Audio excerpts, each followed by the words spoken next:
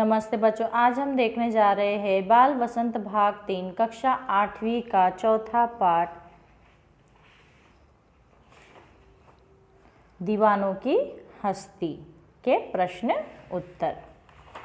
ठीक है बच्चों, तो पेज नंबर 23 हम लोग देखेंगे। पेज नंबर 23 पर हमें कुछ क्वेश्चंस दिए गए हैं जो हम लोग रीड करेंगे। ठीक है बच्चों, प्रश्न अभ्यास सुनिए, बोलिए। ठीक है, ये प्रश्न दिए गए हैं। स्वतंत्रता संग्राम के शहीदों की आंखों में किस प्रकार के भारत का सपना रहा होगा, अपने शब्दों में बताइए। ठीक है बच्चों, तो यहाँ पर हम लोग लिख सकते हैं, शहीदों ने स्वतंत्र भारत का सपना देखा था। ऐसा स्वतंत्र भारत जहाँ सभी भारतवासी मिलजुल कर रहे, भारत का अपना संविधान हो, भारतीय लोगों की सरकार हो, सभी देश के विकास में भाग ले, धर्म, पांति, भाषा, लिंग आदि का भेदभाव न हो, सब समान रूप से विकास करें, सभी को समान अवसर प्राप्त हो, देश सांस्कृतिक, बौद्धिक, सामाजिक और आध्यात्मिक विकास में सबसे आगे हो। ठीक है बच्चों, उसके बाद हम लोग सेकंड क्वेश्चन देखेंगे। आज़ादी के दीवाने अपने अपने बंधन कैसे तोड़ चुके। आज़ादी के दीवाने देश के प्रति स्वयं को समर्पित कर दिया था, इसलिए वे अपने ऊपर किसी का बंधन नहीं मानते थे। वे पत्नी और संतान जैसे संसार के मोह माया से भी दूर थे। उनका केवल एक लक्ष्य था, देश की आज़ादी। इस प्रकार वे आज़ादी के दीवाने अपने अपने बंधन तोड़ चुके थे। उसके बाद हम नीचे जाएंगे, पढ़िए। पहला प्रश्न हम लोग देखेंगे, कवि ने आने को उल्लास और जाने को आंसू बनकर बह जाना क्यों कहा है। ठीक है बच्चों, तो यहाँ पर हम लोग लिख सकते हैं, कवि का मानना है कि जब वे अपने बंधु मित्रों से मिलने आते हैं तो उनके चेहरे प्रसन्नता से खिल उठते हैं। जब वे अचानक जाने के लिए उठ खड़े हो जाते हैं तो उनके सगे संबंधियों के उल्लास आंसू में बदल जाते हैं। इसलिए कवि ने वीरों के आने को उल्लास और जाने को आंसू बनकर बह जाना कहा है। उसके बाद दूसरा प्रश्न हम लोग देखेंगे, भीखमंगों की दुनिया में बेरोक प्यार लुटाने वाला कवि ऐसा क्यों कहता है कि वह अपने हृदय पर असफलता का एक निशान भार की तरह लेकर जा रहा है। क्या वह निराश है या प्रसन्न। इसका आंसर हम लोग लिख सकते हैं, कवि ने शहीदों को दीवाना कहा है। उस समय देश स्वतंत्र नहीं हुआ था, इस कारण शहीदों के मन पर इस बात का बोझ रहता था कि वे भारत को स्वतंत्र नहीं करा सके। थर्ड प्रश्न हम देखेंगे, कविता में ऐसी कौन सी बात है जो आपको सबसे अच्छी लगी। ठीक है बच्चों, इस कविता में ऐसी कौन सी बात है जो आपको सबसे अच्छी लगी, यहाँ पर आप लिख सकते हैं। जैसे कि उदाहरणार्थ हम लिखेंगे, कविता की भाषा अत्यंत सरल है, इसके छंद बहुत सुंदर है, इस कारण इसे संगीतबद्ध भी किया जा सकता है। इसका भाव शहीदों से संबंधित है, यह भाव हमें साहस का संचार करता है। अत्यंत भारी विषय को बहुत ही सहज ढंग से प्रस्तुति मिली है। ठीक है बच्चों, तो ये आप ओन से भी लिख सकते हैं। ठीक है, उसके बाद हम देखेंगे थर्ड क्वेश्चन और फोर्थ क्वेश्चन। एक पंक्ति में कवि ने यह कहकर अपने अस्तित्व को नकारा है कि हम दीवानों की क्या हस्ती है, आज यहाँ कल वहाँ चले। दूसरी पंक्ति में उसने यह कहकर अपने अस्तित्व को महत्व दिया है कि मस्ती का आलम साथ चला, हम धूल उड़ाते जहाँ चले। यह फाका मस्ती कही जाती है। कविता में इस प्रकार की अन्य पंक्तियाँ भी हैं, उन्हें ध्यानपूर्वक पढ़िए और अनुमान लगाइए कि कविता में परस्पर विरोधी बातें क्यों की गई है। ठीक है बच्चों, तो यहाँ पर हम लोग लिख सकते हैं, कविता में कई स्थलों पर परस्पर विरोधी बातें कही गई है, जैसे दुख सुख, उल्लास आंसू, बंधन मुक्ति आदि। प्रत्येक स्थान पर समान गुम काम नहीं आते, है ना। व्यक्ति में लचीलेपन का गुण होना चाहिए। स्थान, समय, व्यक्ति व परिस्थिति के अनुसार उसे अपने उपयुक्त गुण का प्रयोग करना चाहिए। उसके बाद फिफ्थ वन हम देखेंगे, इस कविता में आज़ादी के दीवानों का वर्णन है। आइए अब आज़ादी के दीवाने अमर शहीद भगत सिंह का एक पत्र पढ़े। पत्र पढ़कर नीचे दिए गए प्रश्नों के उत्तर लिखिए। ठीक है बच्चों, यहाँ पर आज़ाद क्या है, भगत सिंह का, शहीद भगत सिंह का यहाँ पर हमें एक पत्र दिया गया है जो हम लोग रीड करेंगे और उसके नीचे हमें कुछ क्वेश्चंस दिए गए हैं जो हमें आंसर उनका लिखना है। तो हम लोग रीड करेंगे। 22 मार्च 1931 मीन्स 22 मार्च 1931 मीन्स 22 मार्च 1931। साथियों, स्वाभाविक है कि जीने की इच्छा मुझ में भी होनी चाहिए।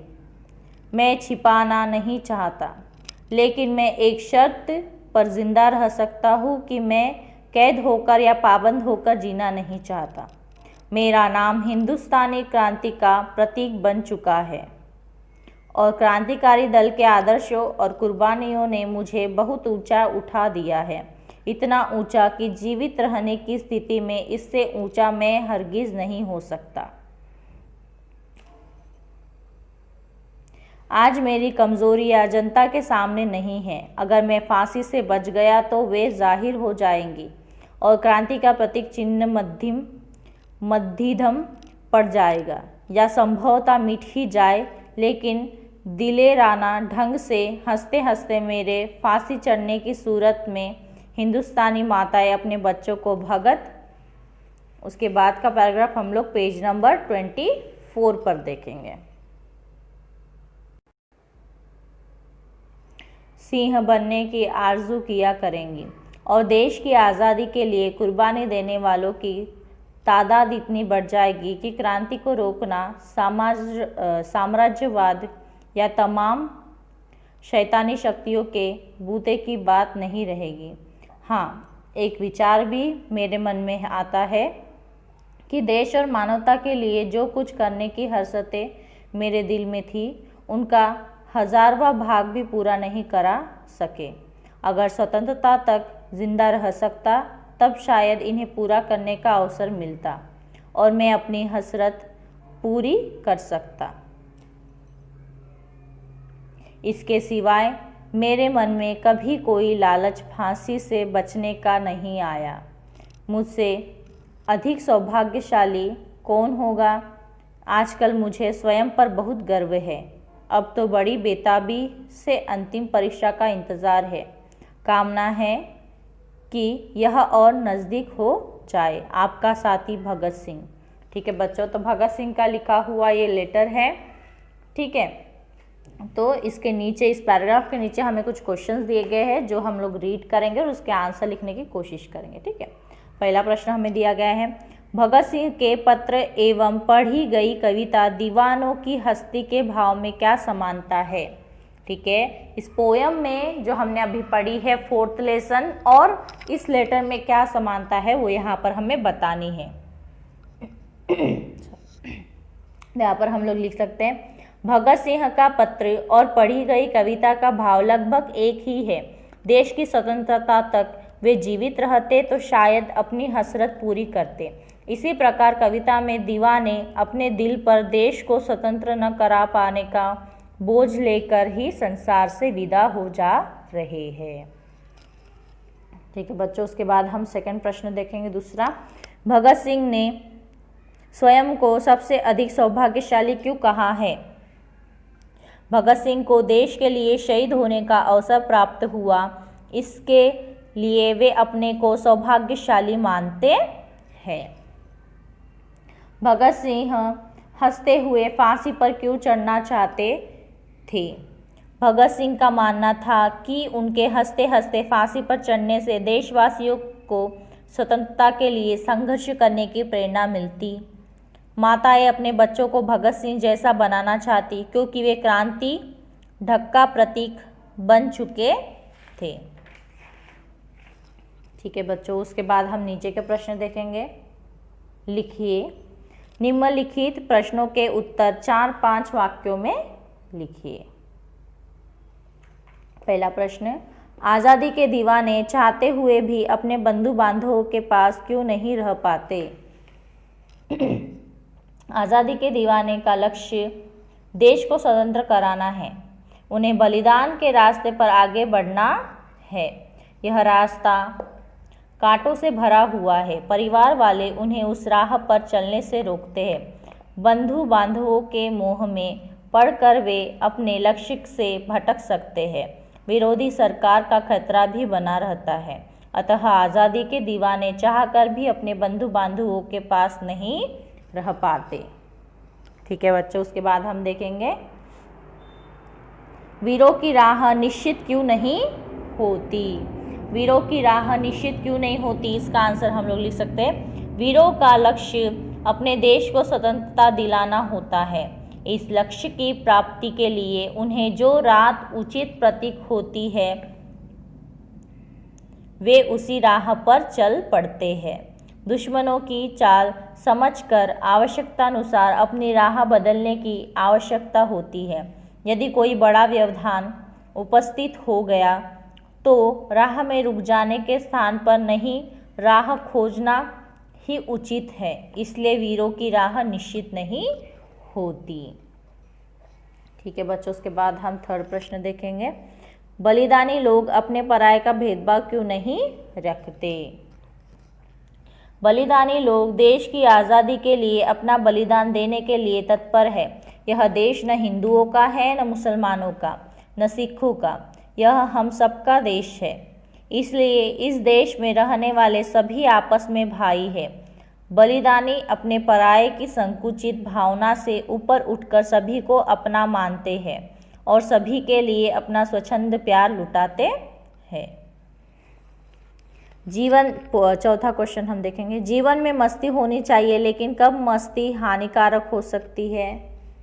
जीवन में मस्ती अर्थात मज़ा होना चाहिए। मस्ती से जीवन में उल्लास बना रहता है, पर मस्ती दो परिस्थितियों में हानिकारक हो सकती है। एक, यदि उससे दूसरों का नुकसान होता हो। दूसरा, यदि यह हमें हमारे दायित्व से दूर ले जाए। ठीक है बच्चों, उसके बाद हम लोग सेकेंड बिट देखेंगे।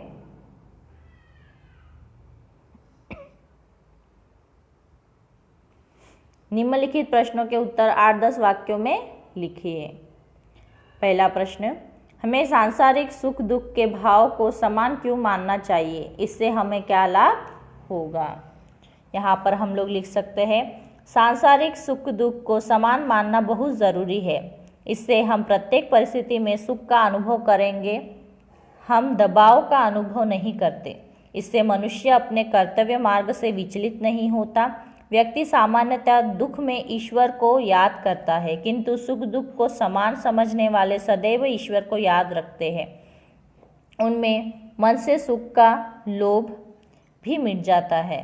सुख के लोभ में हम गलत काम नहीं करते। वास्तव में संसार में पाए जाने वाले सभी कष्टों का कारण सुख दुख में समभावनक रहना ही है।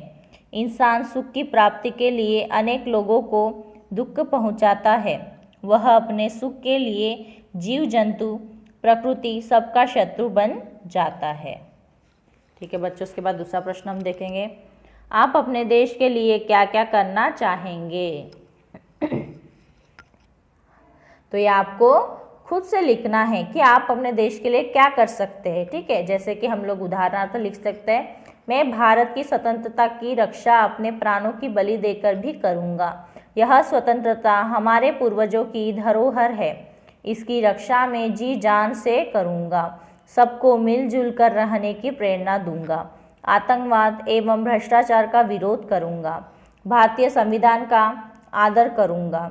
मैं अच्छा पढ़ लिख कर देश का नाम रोशन करूँगा। भारत विश्व का सबसे महान प्रजातंत्र है, इसकी गरिमा का ध्यान रखूँगा। अपने मित्रों का एक समूह बनाऊँगा जो देश के विकास की योजनाएं बनाएगा। देश के लोगों को विविध विषयों के प्रति जागरूक बनाने में हमारा मित्र समूह सहयोग देगा। हम अपनी संस्कृति की गरिमा को बनाए रखने के लिए समाज को प्रेरित करेंगे। मानवीय मूल्य जैसे प्रेम, सहानुभूति, भाईचारा, सर्वधर्म समभाव जैसे संस्कारों का प्रचार करूंगा। मैं ऐसा कोई काम नहीं करूंगा जिससे मेरा और मेरे देश का सिर नीचे हो। ठीक है बच्चों, उसके बाद हम लोग पेज नंबर 25 पर देखेंगे शब्द भंडार। इस कविता में हंसना रोना, कही सुनी, सुख दुख, लिए दिए, अपना पराया, आजकल आदि विपरीतार्थ शब्दों का बड़ा सुंदर प्रयोग हुआ है।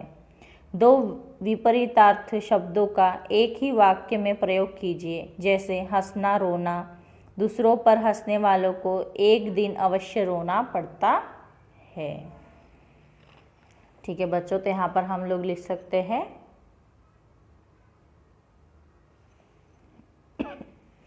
कहाँ सुनी, है ना, या तो कहीं सुनी।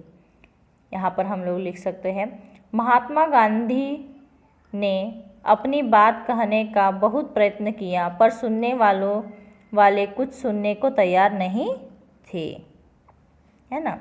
उसके बाद हम लिख सकते हैं सुख दुख। यदि तुम अपने सुखों को बांटने चलोगे तो दुख तो स्वयं ही बट जाएंगे। लिए दिए, तुम केवल अपने लिए का हिसाब रखो, दिए का हिसाब ईश्वर रखेगा। अपना पराया, सभी देशवासी तुम्हारे अपने हैं, फिर उन्हें पराया समझने की गलती कभी मत करना। आजकल जो कुछ अच्छा काम करना चाहते हो उसे आज ही कर लो, पता नहीं कल उसे करने का मौका मिले ना मिले। ठीक है बच्चों, उसके बाद हम देखेंगे प्रश्न दूसरा। प्रश्न दूसरा हम लोग देखेंगे, संतुष्टि के लिए कवि ने छक कर, जी भर कर और खुलकर शब्दों का प्रयोग किया है। इसी भाव के कुछ अन्य शब्द सोचकर लिखिए। जैसे कि हम लोग लिख सकते हैं मन भर, खुश होकर, प्रसन्न होकर, भरपूर आदि। ठीक है बच्चों, भाषा की बात। पहला, मुहावरों के प्रयोग से भाषा आकर्षित बनती है। मुहावरे वाक्य के अंग होकर प्रयुक्त होते हैं। इनका अक्षरशः अर्थ नहीं बल्कि लाक्षणिक अर्थ लिया जाता है। उदाहरण के लिए इस कविता में मुहावरे का प्रयोग इस पंक्ति में हुआ है, मस्ती का आलम साथ चला, हम धूल उड़ाते जहाँ चले। यहाँ धूल उड़ाते चलना मुहावरे का अर्थ है उत्साह के साथ आगे बढ़ना। धूल शब्द से बने कुछ अन्य मुहावरे का अर्थ शब्दकोश की सहायता से लिखिए, उनका अपने वाक्य में प्रयोग कीजिए। धूल उड़ाना, धूल चाटना, धूल चटाना, धूल छानना, धूल फांकना, धूल में मिलाना, धूल में मिलाना और मिलना। ठीक है बच्चों, तो हम लोग लिख सकते हैं धूल चाटना, नीचा देखना। क्या होता है? नीचा देखना। पुत्र की करतूतों के कारण माता पिता को धूल चाटनी पड़ी। धूल चटाना, हारना या तो हराना। ठीक है, हराना, धूल चटाना मीन्स हराना। राणा प्रताप ने मुगलों को युद्ध में धूल चटा दिया। धूल छानना, खोजना। अनेक शहरों की धूल छानने के बाद वह हैदराबाद में मिला। धूल फांकना, भूखे रहना। गरीबों को जीवन भर धूल फांकना पड़ता है। धूल में मिलना, नष्ट होना, नष्ट हो जाना। उसका डॉक्टर बनने का सपना पैसे न होने के कारण धूल में मिल गया। धूल में मिलाना, नष्ट कर देना। पुत्र ने अपने बुरे कारनामों से पिता की इज्जत धूल में मिला दी। ठीक है बच्चों, उसके बाद हम लोग पेज नंबर 26 पर देखेंगे। प्रशंसा। दुनिया में कई प्रकार के लोग बसते हैं। कुछ दूसरों के बंधन में बंधे होते हैं तो कुछ अपने। एक कविता की पंक्ति है, जो अपनी हद में रहते हैं बेहद अपने में होते हैं। होते आज़ाद वही जो खुद बंधन में जकड़े होते हैं। जीवन में आत्मनियंत्रण के महत्व पर प्रकाश डालिए। यहाँ पर लिखा गया है जीवन में यानी हमारे लाइफ में आत्मनियंत्रण पर हमें प्रकाश डालना है, मीन्स लिखना है। जैसे कि हम लोग लिख सकते हैं, आत्मनियंत्रण शब्द का अर्थ है स्वयं पर अपना नियंत्रण रखना। जीवन में इसका बहुत महत्व है। संसार में गुण दोष पाप पुण्य सजीव निर्जीव सभी विद्यमान है। हम किसे अपनाते हैं यह हम पर निर्भर है। आत्मनियंत्रण होने पर हम बुरी चीज़ों से स्वयं को दूर रखते हैं, है ना, या तो रख सकते हैं। मनुष्य का मन बड़ा चंचल है। हमारी इंद्रियां हमें सुख भोगने का लालच देती है। हमें उन पर नियंत्रण रखना चाहिए। यह आत्मनियंत्रण द्वारा भी संभव है। आत्मनियंत्रण महान बनने के लिए अत्यावश्यक गुण है। यह श्रेष्ठ गुणों में से एक है। सृजनात्मक अभिव्यक्ति।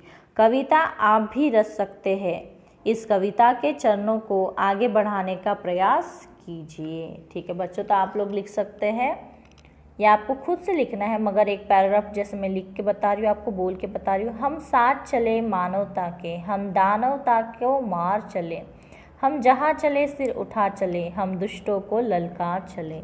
ठीक है बच्चों, तो इसी तरीके से आप भी लिख सकते हैं पोयम। उसके बाद दिया गया हमें परियोजना कार्य मीन्स प्रोजेक्ट वर्क हमें दिया गया है।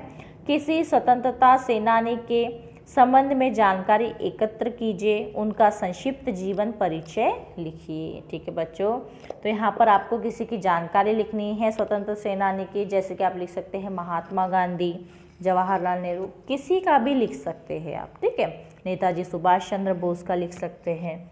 ठीक है, जैसे कि हम लोग लिखेंगे गांधी जी का, तो हम लोग लिख सकते हैं स्वतंत्रता सेनानी की सेनानियों में श्री महात्मा गांधी जी एक अनोखे सेनानी हैं। गांधी जी का पूरा नाम मोहनदास करमचंद गांधी था। गांधी जी का जन्म 2 अक्टूबर 1869 सन ईस्वी सन को गुजरात के पोरबंदर में हुआ।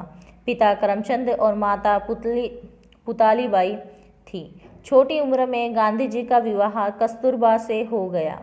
विद्यालय में शिक्षा पूरा करके भारत लौटे और कुछ समय तक वकालत की। अंग्रेज सरकार के अत्याचारों का सामना किया। गांधी जी ने देश की स्वतंत्रता के लिए असहयोग आंदोलन चलाया, सत्याग्रह भी किया। गांधी जी के कार्यक्रमों से भारत को आज़ादी मिली। गांधी जी ने केवल कुशल राजनीतिज्ञ से समाज सुधारक दार्शनिक भी थे। 30 जनवरी सन 1948 को कट्टरवादी के गोली के निशान बन गए। उनका चरित्र युग युगों तक समूचे मानव समाज का मार्गदर्शक रहेगा। ठीक है बच्चों, यहाँ पर होते हैं हमारे प्रश्नोत्तर समाप्त। ठीक है, तो मैं आशा करती हूँ आपको सभी प्रश्नों का अर्थ समझ में आ गया होगा, आंसर्स भी मिल गए होंगे। ठीक है बच्चों, धन्यवाद।